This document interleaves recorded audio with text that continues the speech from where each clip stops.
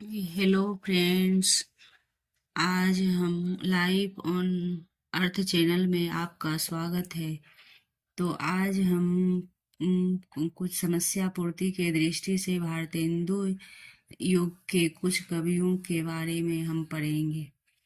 तो देखते हैं पुरानी धारा के अन्य कवि जो भारतेंदु युगीन हैं, उनके बारे में आज देखते हैं, जो कि समस्या पूर्ति की दृष्टि से है। तो देखते हैं आज भारतेंदु हरिश्चंद्र, ये राधा वल्लभ संप्रदाय से हैं। हिंदी गद्य भाषा का परिष्कार उसी प्रकार काव्य की ब्रज भाषा का बोलचाल में प्रयोग किया गया है। तो दोस्तों, हम भारतेंदु जी के युग के बारे में पढ़ेंगे, जो इनके साथ के कवि हैं। तो देखते हैं कि क्या है।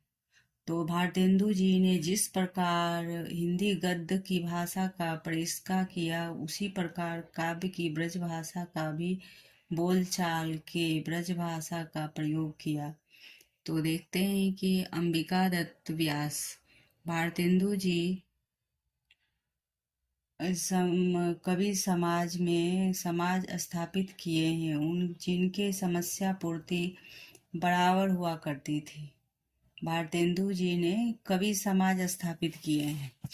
तो उन कवि समाजों में समस्या पूर्ति बराबर हुआ करती थी। तो देखते हैं कि भारतेंदु जी के श्रृंगार रस के कवित्व सवैये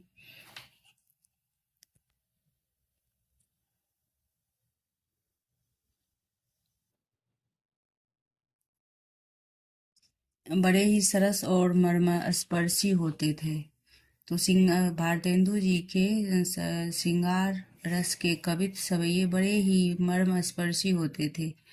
तो उनके कैसे हैं, इनकी रचना देखते हैं कि ये प्रिय प्यारे तिहारे निहारे बिना दुखियां अखियां नहीं मानती हैं, ये इनकी रचना है। इनकी काव्य हैं जो मर्मस्पर्शी हैं। प्रिय तिहारे, तो देखिए कैसे याद करने की दृष्टि से है कि कवित्व सवैयों में संग्रह है और मर्म स्पर्शी होते हुए सवैये बड़े ही सरस हैं। ये सवैये हैं: प्रिय प्यारे तिहारे निहारे बिना दुखियां अखियां नहीं मानती हैं, मरेहूं पे आंखें ये खुली की ही रह जाएगी। तो दोस्तों, इस प्रकार की लाइनें एग्जाम में आ जाती हैं और दे दिया जाता है कि किन की पंक्ति है। तो ये समस्या पूर्ति में सवैये की बड़े ही सरस मर्म स्पर्शी होते हैं। इनके कवित्त सवैये हैं जो भारतेंदु जी के द्वारा हैं। और अंबिका दत्त व्यास, उनके श्रृंगार की कवित्त सवैये का संग्रह उनके भक्ति श्रृंगार के कवित्त सवैयों का संग्रह प्रेम माधुरी में मिलेगा। प्रेम फुलवारी, प्रेम मलिक, प्रेम प्रलाप आदि पुस्तकें संग्रहित हैं। तो दोस्तों, ये प्रेम प्रेम प्रेम, तो ये प्रेम फुलवारी प्रेम, तो इसमें कन्फ्यूजन होती है क्योंकि प्रेम से जुड़ी भारतेंदु जी का भी रचना है। तो फिर ध्यान देना है, इनमें है कि प्रेम माधुरी, प्रेम फुलवारी, प्रेम मलिक, प्रेम प्रलाप। तो ये यह ध्यान में रखना है कि अंबिका दत्त व्यास जी का है। और फिर पंडित प्रताप नारायण मिश्र, जो कि समस्या पूर्ति करते हैं, कानपुर में के रसिक समाज में बड़ी उत्साह से अपनी पूर्तियां सुनाया करते थे। और फिर इनकी इनकी है समस्या पूर्ति में: पपीहा जब पूछे कि पीव कहाँ की कैसी, अच्छी पूर्ति इन्होंने की थी ऐसी दोहों से। तो फिर देखते हैं आगे की लाइन: बने बैठी है मान की मूर्ति सी, मुख खोलत बोले ना नाही तुम्हें मनोहारी के हरे परे, सखियन की कौन चलाई तहाँ बरपा है।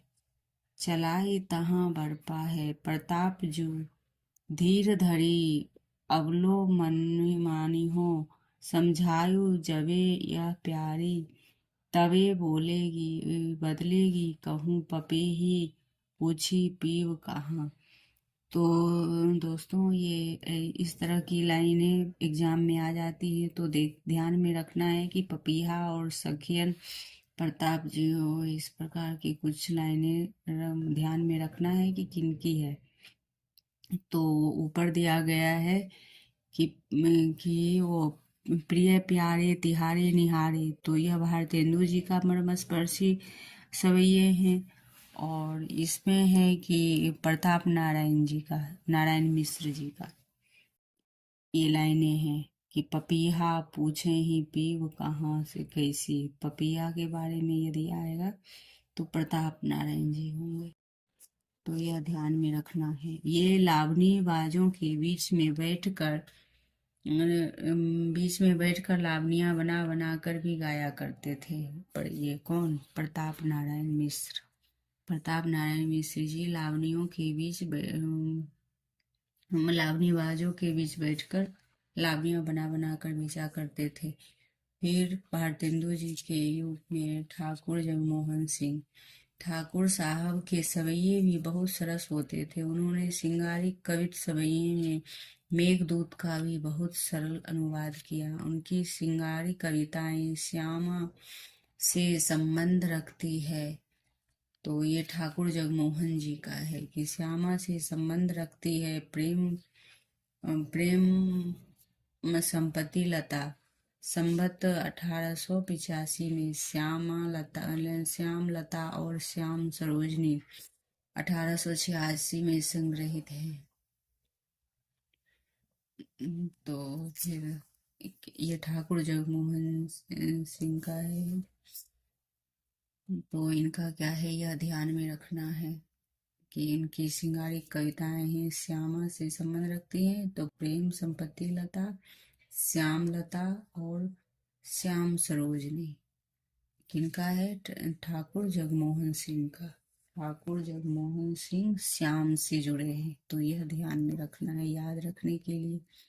अब पंडित अंबिका दत्त व्यास और बाबू रामकृष्ण वर्मा काशी के कवि जन दूर दूर से आ जाया करते थे। समस्या पूर्ति कभी बहुत टेढ़ी दी जाती थी, जैसे सूरज देख ही सके नहीं घग्गू, मोम के मंदिर माखन के मुंह में बैठे होतासन आसन मारे। तो देखिए कैसा है, समस्या पूर्ति के में टेढ़ी मेढ़ी समस्या पूर्ति दी जाती थी। उक्त दो समस्या पूर्तियों में व्यास जी विलक्षण ढंग से की थी। तो यहाँ है, सूरज देख ही सके नहीं घग्गू, मोम के मंदिर मखाना के मुंह में बैठे उदासन। और व्यास जी और बलवीर रामकृष्ण वर्मा की बहुत पूर्तियां हैं। व्यास जी का बिहारी के सब दोहों पर कुंडलियां बहुत बड़ा ग्रंथ है। तो बिहार में बिहारी जी के दोहों में कुंडलियां बहुत बड़ा ग्रंथ है। तो ये किन में है? अंबिका दत्त व्यास जी के में। और विलक्षण है बलवीर रामकृष्ण वर्मा, बहुत ही पूर्तियां व्यास जी के की है। और फिर अब देखते हैं लाला सीताराम बीए। लाला सीताराम बीए में क्या है? तो भूप उपनाम से हैं। इस पुरानी धारा के भीतर लाला सीताराम बीए पद्यानुवादों को भी लेना चाहिए।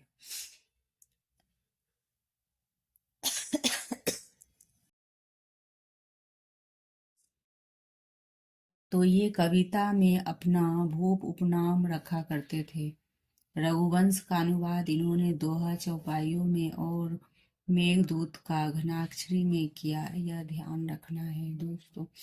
बहुत ही चुनिंदा तत्व मैंने पेश किया है, इसलिए सभी याद करने योग्य है। पंडित अयोध्या सिंह उपाध्याय, हरिओत, यह खड़ी बोली की ओर से आधुनिक विषयों विषयों के ही प्रसिद्ध कवि हैं। जो कि अभी बार बार एग्जाम में इसी तरह इससे प्रश्न बनते हैं। तो प्रारंभ काल में ये भी पुराने ढंग की सिंगारिक कविता बहुत सुंदर और सरस करते थे। इनके निवास स्थान निजामाबाद है में सिख संप्रदाय के महंत बाबू सुमेर सिंह हैं। और सुमेर सिंह जी हिंदी काव्य के बड़े प्रेमी थे। इनकी पुरानी ढंग की कविताएं रस कलश के में सिंगारित हैं, जिसमें नायिकाओं और कुछ ढंग की भेद रखने का प्रयत्न किया। ये भेद रस सिद्धांत के अनुसार ठीक नहीं उतरते।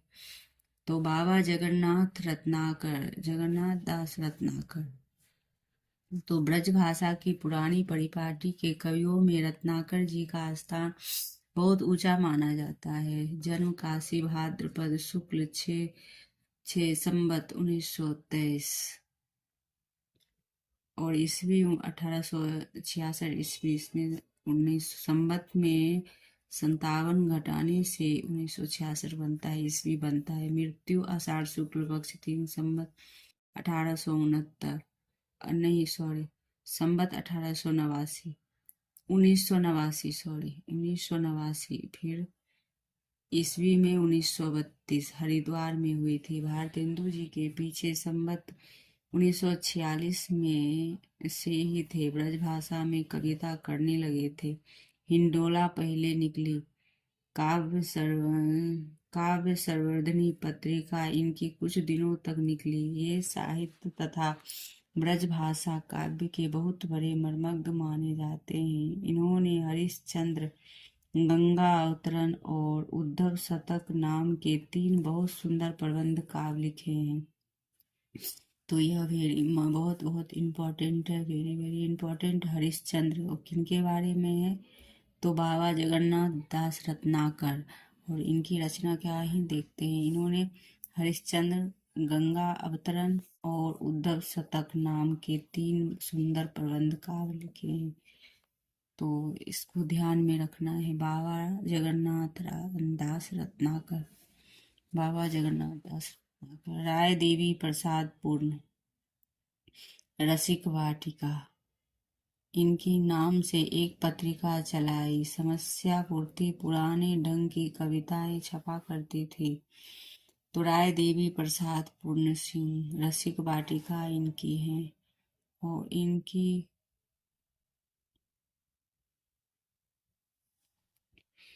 इनकी आप 47 वर्ष आयु 47 वर्ष ही थे। और संवत 1957 में देहांत हुआ। 77 में देहांत हुआ 1977 में। तो राय देवी प्रसाद पूर्ण सिंह रसिक वाटिका नाम से एक पत्रिका चलाई और समस्या पूर्ति पुराने ढंग से कविता छपा करती थी। ललित पदावली पर इनका कैसा अच्छा अधिकार था। तो ये राय देवी पूर्ण सिंह का ललित पदावली पर अच्छा अधिकार था। और फिर राय देवी पूर्ण सिंह के का रसिक वाटिका ये बहुत ही इम्पोर्टेंट है। और इनके और नाम के एक पत्रिका चलाई थी। समस्या पूर्ति पुराने ढंग से कविता छपा करती थी और ललित पदावली इनकी थी। यही महत्वपूर्ण है इनके लिए। और ये श्री वियोगी हरि, वज्रभूमि ब्रज भाषा और ब्रज पति के वे अनन्य उपासक हैं। इनकी रचनाएं तो श्री वियोगी हरि जी की रचनाएं ये ब्रज भाषा, ब्रजभूमि, ब्रजपति के अन्य उपासक हैं। तो इनकी प्रेम शतक, प्रेम पथिक, प्रेमांजलि आदि हैं। वियोगी हरि जी का प्रेम शतक। अब देखते हैं कि प्रेम से तीन लेखकों का है। प्रेम से भारतेंदु जी का भी है और अंबिका दत्त व्यास का है। नहीं, हाँ, और प्रेम अंबिका दत्त व्यास जी का भी है और वियोगी हरि का है। तो इसमें बहुत ही ध्यान देकर देखना होगा। प्रेम शतक, प्रेम पथिक, प्रेमांजलि आदि इन्होंने चरखी की गूंज, चरखा स्रोत,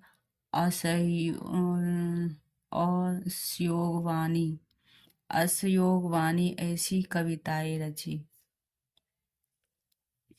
कुछ ऐसी रचनाएं भी की थी जो वियोगी हरि जी वीर सतसई नाम से। तो फिर देखते हैं। श्री वियोगी हरि ब्रज भूमि ब्रज भाषा के ब्रजपति के हुए अनन्य उपासक हैं। इनकी रचनाएं प्रेम शतक, प्रेम पथिक, प्रेमांजलि आदि हैं। और इन्होंने चरखे की गूंज, चरखा स्तोत्र और स्योगवाणी ऐसी कुछ रचनाएं की थी। और वियोगी हरि जी वीर सतसई नामक एक बड़ा दोहों में लिखा है, जिसमें भारत के प्रसिद्ध वीरों की प्रशस्तियां हैं। इस ग्रंथ पर इन्हें प्रयाग के हिंदी साहित्य सम्मेलन पर 1200 रुपये पुरस्कार दिया गया। तो यह ध्यान देना है कि किन्हें 1200 रुपया पुरस्कार दिया गया है। तो श्री वियोगी हरि जी को प्रयाग में हिंदी सम्मेलन के उपलक्ष्य। और प्रयाग आप देखते हैं कि यह जीके का भी प्रश्न बन जाता है, हर एक प्रतियोगी परीक्षाओं में आते हैं, हिंदी हो या यूपीएससी बीपीएससी कहीं भी। उन्हें प्रयागराज का है हिंदी साहित्य सम्मेलन 1910 में। तो इनके संस्थापक ही मदन मोहन मालवीय, कोषाध्यक्ष हैं राजा शिव टंडन। तो सभी वेरी इंपॉर्टेंट हैं, कुछ भी छोड़ने का नहीं है, सभी ध्यान में रखना है क्योंकि एग्जाम में से आते हैं।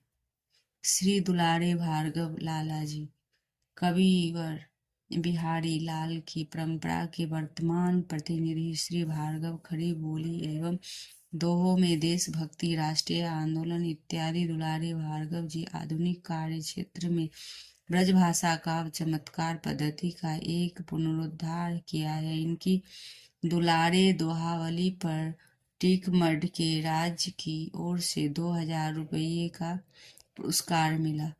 तो देखते श्री वियोगी हरि जी को हिंदी सम्मेलन में 1200 रुपये और श्री दुलारे भार्गव जी लाल जी को 2000 रुपये मिले हैं। किन में? दोहावली में देव पुरस्कार मिल चुका है। तो अयोध्या के पंडित रामनाथ ज्योतिषी ने राम कथा लेकर अपना रामचंद्रोदय काव्य लिखा जिस पर उन्हें 2000 रुपये मिले। तो रामनाथ ज्योतिषी जी को भी 2000 रुपये पुरस्कार मिला रामचंद्रोदय से। और आधुनिक विषयों को लेकर कविता करने वाले कई कवि जैसे स्वर्गीय नाथूराम शंकर शर्मा, लाला भगवान दीन पुरानी परिपाटी की बड़ी सुंदरता से कवित करते थे। पंडित गया प्रसाद जी शुक्ल स्नेही के प्रभाव से कानपुर में ब्रजभाषा काव्य के मधुर स्रोत अभी वैसे ही चल रहे हैं जैसे पूर्ण जी के समय में चलते थे। तो दोस्तों आज इतना ही है, थोड़ा थोड़ा डेली पढ़ेंगे। अभी यूजीसी नेट का एग्ज़ाम दिसंबर लास्ट से है और जनवरी में। तो बहुत इम्पोर्टेंट तथ्यों को लेके आऊँगी क्योंकि मेरा यूजीसी नेट देने का 3 बार का अनुभव है। तो बहुत ही इम्पोर्टेंट नोट्स मेरे पास हैं। तो लाइक एवं सब्सक्राइब कीजिए और मैं इसी तरह उत्साह से नई नई चीज़ें लेकर आती रहूँगी।